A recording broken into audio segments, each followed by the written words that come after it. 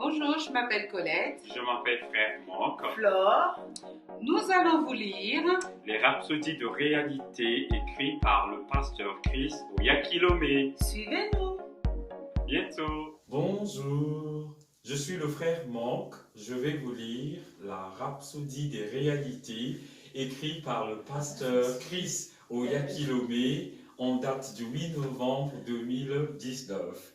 Et le thème, c'est « Votre façon de penser est importante ». Et il leur dit, « Pourquoi êtes-vous troublés? Et pourquoi de telles pensées s'élèvent dans vos cœurs ?» Luc, chapitre 24, verset 38.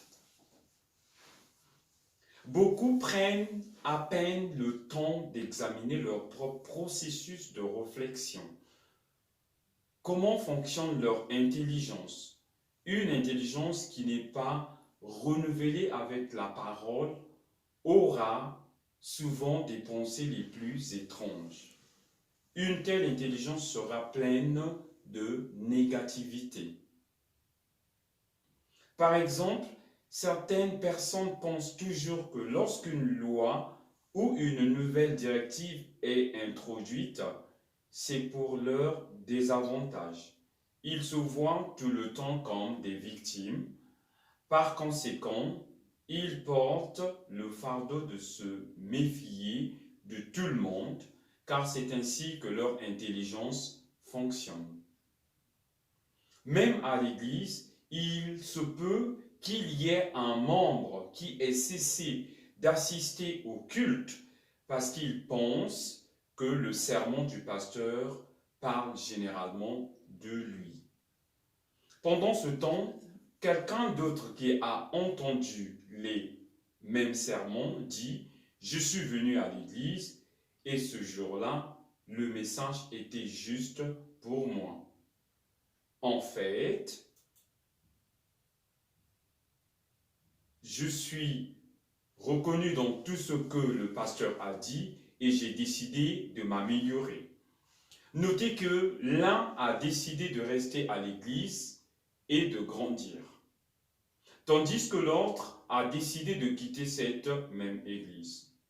C'est leur façon de penser. Vos pensées peuvent vous maintenir perpétuellement sur le chemin du succès ou vous faire échouer. C'est la raison pour laquelle nous renouvelons sans cesse notre intelligence avec la parole de Dieu. Romains chapitre 12, verset 2. Tant que vous ne changez pas votre façon de penser, votre vie et vos circonstances ne changeront pas.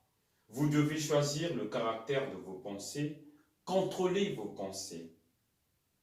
Dieu nous a donné la capacité de contrôler nos pensées, d'accepter ou rejeter les mauvaises pensées. Alors, assurez-vous toujours que vos pensées soient saines. Au reste, frères, tout ce qui est vrai, tout ce qui est honorable, tout ce qui est juste, tout ce qui est pur, tout ce qui est aimable, tout ce qui mérite l'approbation, tout ce qui est vertueux et digne de louange, soit l'objet de vos pensées. Philippiens chapitre 4, verset 8.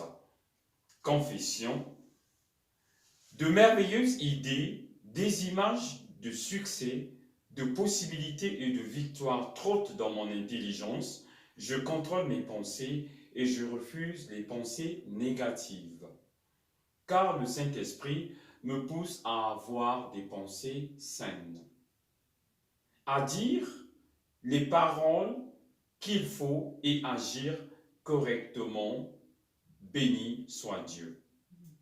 Nous pouvons approfondir notre lecture d'aujourd'hui dans Proverbes chapitre 23, verset 7. Car il est comme les pensées de son âme, mange et bois, te dira-t-il, mais son cœur n'est point avec toi. Luc chapitre 6, verset 45.